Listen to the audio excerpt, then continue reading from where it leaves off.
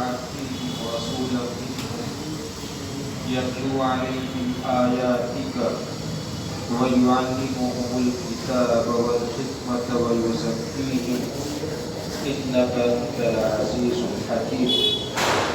صدق الله العظيم يا رب صل وسلم دائما أبدا على حبيبك خير الخلق كلهم يا رب صل وسلم دائما أبدا على حبيبك خير الخلق كلهم يا رب صل وسلم دائما أبدا على حبيبك خير الخلق كلهم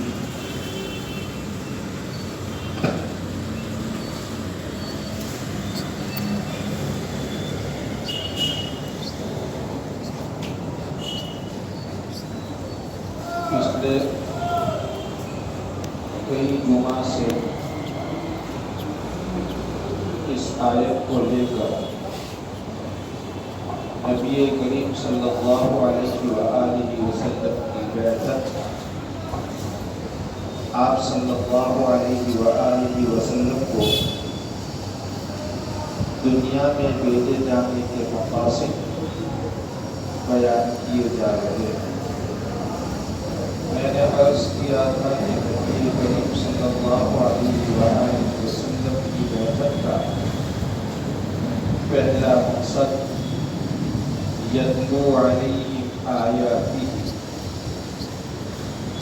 کہ نبی کریم صلی اللہ علیہ وآلہ وسلم نے اللہ تبارک و تعالیٰ کی کتاب یعنی قرآن شریف کی تلاوت لوگوں کے سامنے تلاوت قرآن، یہ نبی کریم صلی اللہ علیہ وآلہ وسلم کی بعثت کا پہلا مقصد۔ دوسرا مقصد وَيُعَلِّمُهُمُ الْكِتَابَ وَالْحِكْمَةَ وَيُزَكِّيهِمْ، کہ نبی کریم صلی اللہ علیہ وآلہ وسلم تلاوت قرآن کے اوپر اکتفا نہ کریں بلکہ ساتھ ساتھ تعلیم رسالت، تعلیم قرآن، قرآن کریم کی تعلیم اور اسی طریقے سے حکمت کی تعلیم،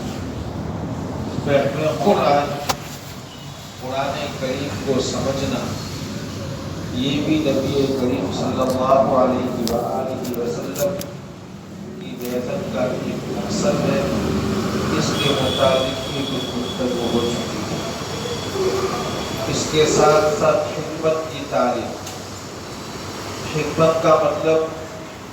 پیغمبرانہ تربیت کے اصول و آداب، جس کو ہم نبی کریم صلی اللہ علیہ وآلہ وسلم کی سنت کہتے ہیں۔ اس کے متعلق بھی کچھ باتیں میں نے آپ حضرات کے سامنے عرض کر دی تھی۔ اور اس کے بعد تیسرا مقصد ہے وَيُزَكِّيهِمْ، کی تزکیہ، کہ نبی کریم صلی اللہ علیہ وآلہ وسلم کی بعثت کا ایک مقصد کہ لوگوں کے ظاہر اور باطن کو پاک اور صاف فرمائے، گناہوں سے پاک اور صاف فرمائے، اور ظاہر کو دوسری نجاست اور گندگیوں سے پاک صاف فرمائے۔ ظاہر کی صفائی، آدمی کے کپڑے اور اس کے بدن بھی صاف ہو، چنانچہ نبی کریم صلی اللہ علیہ وآلہ وسلم نے اس کی بھی تعلیم فرما دی کہ آدمی کا کپڑا کس طریقے سے پاک صاف رہتا ہے، اور آدمی کا بدن اگر ناپاک ہو جاتا ہے تو اس کے پاک کرنے کا کیا طریقہ ہے۔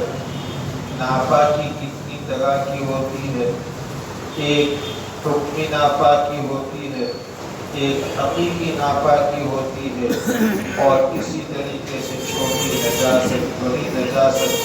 چھوٹی ناپاکی، بڑی ناپاکی، یہ مکتب کے اندر، مدرسوں کے اندر بچوں کو پڑھایا جاتا ہے۔ ہم نے بھی الحمدللہ مکتب کے اندر اپنے پڑھنے کے زمانے میں اس کو پڑھا ہے۔ ایک تو یہ بدن کی ناپاکی، کپڑوں کی ناپاکی دور کرنا، دوسرا یہ کہ گناہوں سے پاک صاف کرنا۔ گناہ ایک تو ظاہری ہوتے ہیں اور ایک گناہ باطنی ہوتے ہیں۔ ظاہری گناہ جیسے کہ زبان کا گناہ، کہ آدمی زبان سے جھوٹ بولے، کسی کی غیبت کرے، زبان کے ذریعے سے کسی کو گالی دے، زبان کے ذریعے سے کسی کا مذاق اڑاوے، زبان کے ذریعے سے کسی پر تہمت لگاوے۔ ایک ہے آنکھ کا گناہ، کہ ناجائز چیز کی طرف نگاہ کو اٹھا کر دیکھے، اجنبی عورت کی طرف آدمی دیکھتا رہے۔ اسی طریقے سے کان کا گناہ، کہ آدمی کان سے ناجائز باتوں کو سنے، کسی کی غیبت کو سنے، گالیوں کو سنے۔ تو یہ زبان، کان اور آنکھوں کے گناہ ہوتے ہیں۔ اسی طریقے سے ہاتھ سے بہت سے گناہ ہوتے ہیں، کہ آدمی ہاتھ کے ذریعے سے کسی کے اوپر ظلم کرتا ہے، ہاتھوں کے ذریعے سے آدمی چوری کرتا ہے، ہاتھوں کے ذریعے سے ناجائز چیزیں آدمی کھاتا پیتا ہے، ہاتھوں کے ذریعے سے دوسرے بہت سے گناہ آدمی کرتا ہے، کسی کے اوپر ظلم کرتا ہے، کہیں لوٹ مار کرتا ہے ہاتھوں کے ذریعے سے۔ اسی طریقے سے پاؤں کے ذریعے سے ہونے والے گناہ، کہ آدمی ناجائز اور غلط جگہوں پر آدمی قدم اٹھاتا ہے، اور دوسرے شرمگاہ کے گناہ،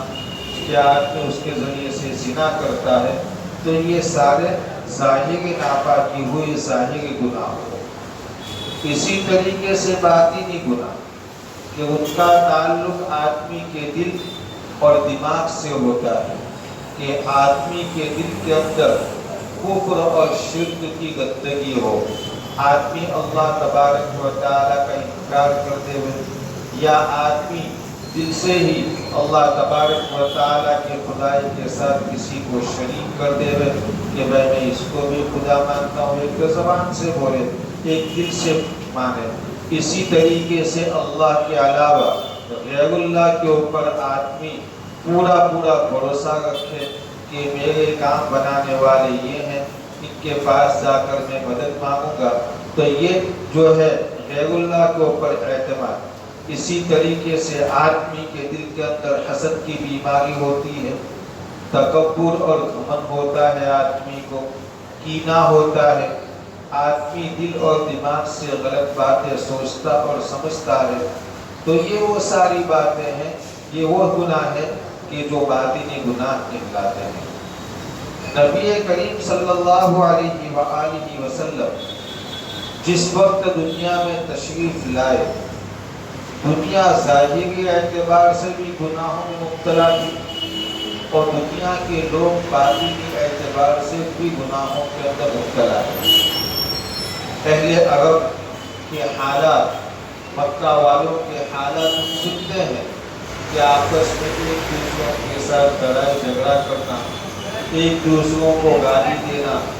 ظلم کرنا، عورتوں کے اوپر ظلم کرنا۔ اسی طریقے سے اگر لڑکی گھر کے اندر پیدا ہوتی ہے تو اس کو زندہ دفن کرنا، چوری، لوٹ مار، راستہ کوئی معمول اور محفوظ نہیں رہتا تھا۔ ایسے بہت سے گناہ تھے کہ وہ کرتے رہتے تھے۔ اور باقی گناہ، یہ حسد، تکبر، اسی طریقے سے اللہ تبارک و تعالیٰ کے علاوہ غیر اللہ کی عبادت کرنا، مورتی پوجا کرنا، یہ سارے گناہ ایسے تھے کہ اہل عرب جو ہے گناہوں کے اندر مبتلا تھے، گناہوں کے دلدل کے اندر وہ ڈوبے ہوئے تھے، سر سے لے کر پاؤں تک گناہوں کے اندر تھے، اور کوئی ایسا گناہ نہیں تھا کہ ان کی زندگی کے اندر وہ کرتے نہ ہو، سارے ہی گناہ وہ کرتے تھے۔ ایسی قوم کے درمیان اللہ تبارک و تعالی نے نبی کریم صلی اللہ علیہ وآلہ وسلم کو بھیجا۔ اللہ تبارک و تعالی نے قرآن کریم نازل فرمایا۔ اس کے بعد اللہ کے نبی صلی اللہ علیہ وآلہ وسلم نے قرآن کی تعریف دی، حکمت کی باتیں ان کو سکھائی، اور اس کے بعد اللہ تبارک و تعالی نے ان کی صفائی ایسی کی کہ ان کا تزکیہ ظاہری اور باطنی اعتبار سے ان کی گندگیوں کو اللہ کے نبی صلی اللہ علیہ وآلہ وسلم نے اس طریقے سے صاف کیا۔ اللہ کے نبی صلی اللہ علیہ وسلم نے اس طریقے سے ان کی تربیت فرمائی کہ وہ لوگ جو چھوٹی چھوٹی باتوں کے اوپر آپس میں لڑا کرتے تھے ایک دوسرے کے بھائی بن گئے، ظلم کا نام و نشان ختم ہو گیا، عدل و انصاف قائم ہو گیا، تکبر کرنے والے عاجزی کرنے والے بن گئے، حسد کرنے والے وہ محبت کرنے والے بن گئے، اور اسی طریقے سے غیر اللہ کی عبادت کرنے والے ایک اللہ کی عبادت کرنے والے بن گئے۔ ایمان اور یقین ان کے دل کے اندر راسخ ہو گیا، ان کے دلوں کے اندر پختہ ہو گیا، گویا کہ وہ معاشرہ جو کل تک سب سے گندا معاشرہ تھا، اللہ کے نبی صلی اللہ علیہ وآلہ وسلم نے ان کے ظاہر اور باطن کی اس طریقے سے صفائی فرمائی کہ وہ معاشرہ ایک نمونہ بن گیا۔ اس معاشرے کی آج بھی لوگ مثالیں دیتے ہیں کہ معاشرہ وہ ہے جو کہ نبی کریم صلی اللہ علیہ وآلہ وسلم کے زمانے میں صحابہ کرام رضوان اللہ تعالی علیہ مجمعین کے اوپر محنت کر کے اللہ کے نبی صلی اللہ علیہ وآلہ وسلم نے جو معاشرہ قائم فرمایا تھا وہ معاشرہ ایسا تھا کہ اس جیسا معاشرہ اس سے پہلے نہ کبھی آسمان نے دیکھا اور نہ ہی اس کے بعد کبھی دیکھے گا۔ تو یہ اللہ کے نبی صلی اللہ علیہ وآلہ وسلم کی محنت ہے۔ تزکیہ کسے کہتے ہیں؟ تزکیہ کا مطلب یہ ہے کہ آدمی کا ظاہر اور باطن پاک اور صاف ہو جائے، اور جب آدمی کا ظاہر اور باطن پاک صاف ہو جاتا ہے تو اس کے بعد آدمی کے دل کے اندر اللہ تبارک و تعالیٰ کی اطاعت اور فرما برداری کا جذبہ پیدا ہو جاتا ہے۔ نبی کریم صلی اللہ علیہ وآلہ وسلم کی سنتوں کا اہتمام آدمی کی زندگی کے اندر آ جاتا ہے۔ آدمی جو ہے اس کے دلوں کے اندر نیکیوں کی رغبت بیٹھ جاتی ہے اور گناہوں کی نفرت اس کے دل کے اندر بیٹھ جاتی ہے۔ تزکیہ کا مطلب یہ ہے کہ آدمی کے اندر نیکیوں کے کرنے کی عادت بن جاتی ہے، اور یہ نیکیوں کی عادت اور نیکیوں کے کرنے کا جذبہ یا ظاہر اور باطن کی پاکی اور صفائی یہ صرف باز اور بیان سننے سے حاصل نہیں ہو جائے گا۔ ہم اور آپ بیان سنتے رہتے ہیں، لیکن کیا وہ ساری باتیں ہماری زندگی کے اندر آ جاتی ہے؟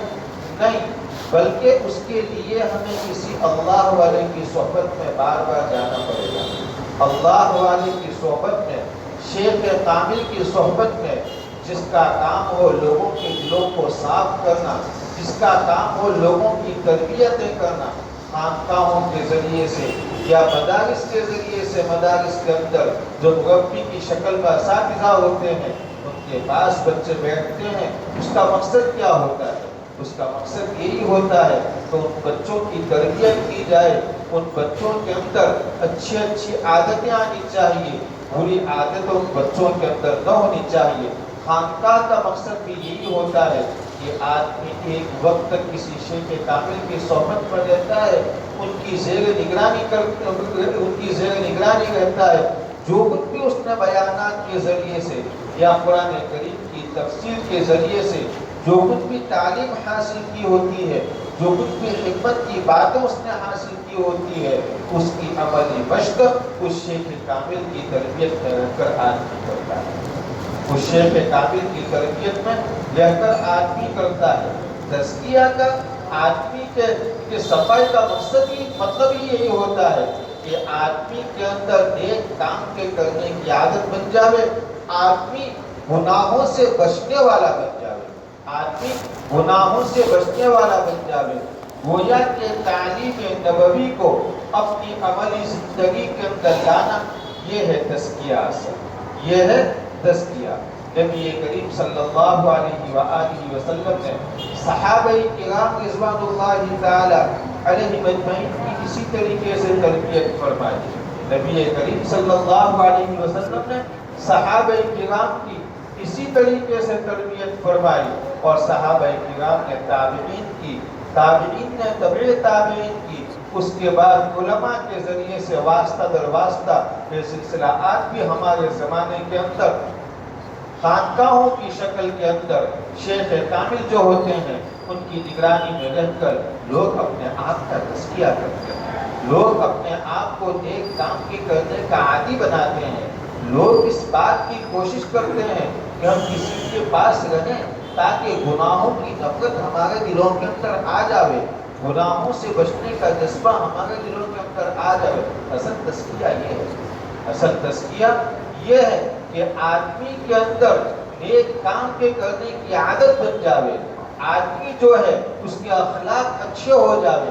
آدمی اگر معاملہ کرتا ہے تو اچھا صاف معاملہ کرے کہ میں جو معاملہ کرتا ہوں شریعت کی روشنی میں یہ معاملہ میرا صحیح ہے یا غلط، تجارت میں جو کرتا ہوں میری تجارت کرنے کا طریقہ صحیح ہے یا غلط، میں جو اخلاق ہے میرا اخلاق یہ میرا اخلاق اس طریقے سے ہے تو کیا یہ میرا اخلاق شریعت کی روشنی میں صحیح ہے یا غلط، مجھے لوگوں کے ساتھ کس طریقے سے بات کرنی چاہیے، مجھے کسی کو گالی نہیں دینی چاہیے، مجھے کسی کے متعلق کسی کے سامنے جھوٹ نہیں بولنا چاہیے، میری زبان سے میں کسی کے اوپر غلط الزام نہ لگاؤں، میری نگاہ غلط جگہ پر نہ اٹھے، اسی طریقے سے ہر وقت ہر موقع پر چاہے کچھ بھی ہو جائے، کیسے بھی حالات ہو جائے، میری کبھی نماز جماعت کے ساتھ نہ چھوٹے۔ اسی طریقے سے رمضان کا اگر مہینہ آوے، کیسی ہی سخت گرمی ہو، میں کبھی رمضان کے روزے نہ چھوڑوں، مال کی زکات دینا ہے تو کچھ بھی ہو جائے مجھے اپنی مال کی پوری زکات ادا کرنی ہے۔ یہ ہے اصل تزکیہ، یہ ہے اصل تزکیہ کہ ہر حال میں آدمی اللہ تبارک و تعالیٰ کی ماننے والا بن جاوے، نبی کریم صلی اللہ علیہ وآلہ وسلم کی ماننے والا بن جاوے، اور کسی بھی حال میں چاہے کیسی بھی مجبوری آ جاوے آدمی کبھی گناہ کرنے کی کوشش نہ کرے، آدمی اپنے آپ کو گناہوں سے بچائے۔ اصل یہ ہے تزکیہ، اصل یہ ہے تزکیہ، اور یہ چیز آدمی کے اندر پیدا ہوتی ہے اس وقت جب کہ آدمی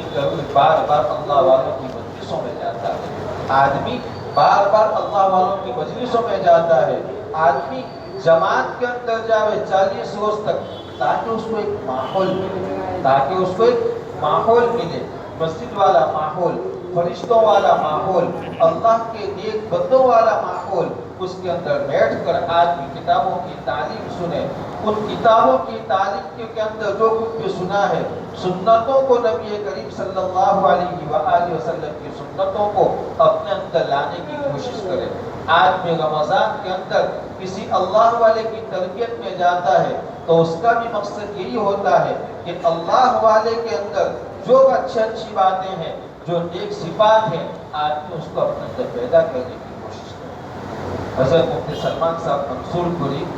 دامت برکاتہ دارالعلوم دیوبند کے استاذ حدیث ہے، انہوں نے ایک بات لکھی تھی ایک محدث کے سلسلے میں، غالباً امام مالک رحمۃ اللہ علیہ یا امام احمد بن حنبل رحمۃ اللہ علیہ کے متعلق انہوں نے فرمایا کہ ان کی مجلس، ان کے حدیث کے سبق کے اندر روزانہ 5000 لوگ حاضر ہوتے تھے۔ کتنے حاضر ہوتے تھے؟ 5000 لوگ۔ اس میں حدیث کو لکھنے والے تقریباً 500 آدمی تھے، اور دوسرے سارے 4000 آدمی ان کے اخلاق کو دیکھنے کے لیے آتے تھے کہ یہ شیخ ہے، یہ وقت کے محدث ہے، ان کے بات کرنے کا انداز کیا ہے، لوگوں کے سامنے دیکھنے کا انداز کیا ہے، لوگوں سے ملاقات کرنے کا انداز کیا ہے، یہ نماز پڑھتے ہیں تو نماز پڑھنے کا طریقہ کیا ہے، یہ بھی ہمیں سیکھنا ہے۔ بڑوں کے پاس بیٹھ کے جماعت کے اندر جاتے ہیں، خانقاہوں کے اندر جاتے ہیں، باقاعدہ اس کی مشق کروائی جاتی ہے کہ بھائی نماز کی عملی مشق، کہ ہم تو سنتے ہیں کہ بھائی نماز کے اندر ہاتھ کس طریقے سے باندھنا ہے، لیکن اس ہاتھ کے باندھنے کا صحیح طریقہ کیا ہے وہ ہمیں عمل کے ذریعے سے کسی کے پاس بیٹھ کر یا کسی کی نمازوں کو دیکھ کر، کسی اللہ والے کی نمازوں کو دیکھ کر ہمیں پتہ چلے گا کہ بھائی یہ ان کے نماز پڑھنے کا طریقہ کیا ہے۔ इसी तरीके से रुकू करने का तरीका, कि भाई हम तो रुकू करना ये कि भाई झुकने की हालत को रुकू कहते हैं, लेकिन अल्लाह तबारक व तआला के सामने नमाज के अंदर हमें झुकना किस तरीके से है, घुटनों पर हमें हाथ रखना है, तो हाथ रखने का तरीका क्या है, उंगलियां खुली रहेगी या उंगलियां बंद रहेगी, ये भी हमें सीखना पड़ेगा। और ये किसी अल्लाह वाले के पास जाकर हम सीखेंगे, किसी मुरब्बी के पास, किसी उस्ताद के पास जाकर सीखेंगे। हमें सिखाया गया कि भाई नमाज के अंदर सजदा इस तरीके से करना है, लेकिन सजदा करने का तरीका क्या है, सजदे के अंदर हमारे पाँव की उंगलियां की कैफियत किस तरीके से होगी, हमारे कदम जमीन के साथ लगे होंगे, हमारे हाथ कहाँ रहेंगे, उंगलियों की कैफियत क्या होगी, ये भी सीखना पड़ेगा, ये भी सीखना पड़ेगा। उसके बाद नमाजों को पाबंदी से अल्लाह वाले किस तरीके से अदा करते हैं, कितने अहम काम को छोड़कर वो तकबीर उला के साथ नमाज पढ़ते हैं, उनको देखकर हमें जज्बा पैदा होगा कि नमाज पढ़नी है तो इस तरीके से पढ़नी है, और नमाज पढ़ने का तरीका है तो यही है। इसी को अल्लाह के नबी सल्लल्लाहु अलैहि वसल्लम ने अपनी हदीस में सहाबा किराम को फरमाया कि सल्लू कमा रअयतुमूनी उसल्ली, कि जिस तरीके से मैं नमाज पढ़ता हूँ उस तरीके से तुम नमाज पढ़ो। अल्लाह के नबी सल्लल्लाहु अलैहि वसल्लम ने ये नहीं फरमाया कि मैंने तुमको रुकू करने का तरीका बतला दिया, मैंने तुमको बतला दिया कि क़याम के अंदर सूरह फातिहा पढ़नी है, तकबीर तहरीमा इस तरीके से अदा होगी, मैंने तुमको बतला दिया रुकू इस तरीके से करना है, सजदा इस तरीके से करना है, मेरे बतलाए हुए तरीके के मुताबिक तुम अमल करना, ये नहीं फरमाया, बल्कि अल्लाह के नबी सल्लल्लाहु अलैहि वसल्लम ने फरमाया कि सल्लू कमा रअयतुमूनी उसल्ली, कि मुझे इस तरीके से नमाज पढ़ते हुए देखते हो उस तरीके से नमाज पढ़ो। मालूम हुआ कि हमें अपनी अमली जिंदगी के अंदर किसी शेख कामिल की तरबियत में जाना होगा, किसी माहौल के अंदर जाना होगा। अगर हम वहाँ जाएंगे तो इंशाअल्लाह हकीकी माने में ये कह सकते हैं कि हमारा तज़किया हो रहा है, हमारे अंदर नेक अमाल करने की आदतें और उसका जज्बा पैदा हो रहा है। अभी हम तो कह देते हैं कि भाई हमारा लिबास कैसा होना चाहिए, सबको मालूम है कि भाई तखनों से नीचे जो है कपड़े लटकाना ये गुनाह का काम है, सबको मालूम है कि भाई दाढ़ी कटवाना ये गुनाह का काम है,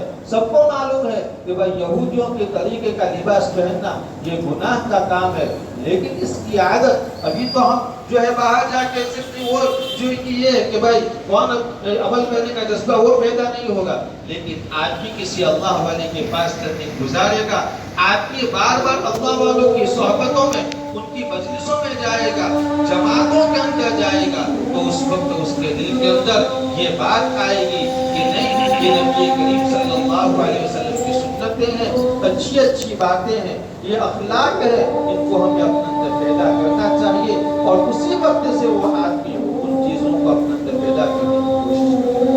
तो बहरहाल नबी करीम सल्लल्लाहु अलैहि वसल्लम की बैअत के ये तीन मकसद है कि पहला मकसद तिलावत कुरान, दूसरा मकसद तालीम कुरान और तालीम हिकमत, और तीसरा मकसद तज़किया। अल्लाह तबारक व तआला इन मकासद के मुताबिक हम अपनी ज़िंदगी गुजारने की तौफीक अता फरमावे। आमीन व आखिर दावाना अनिल हम्दुलिल्लाहि रब्बिल आलमीन।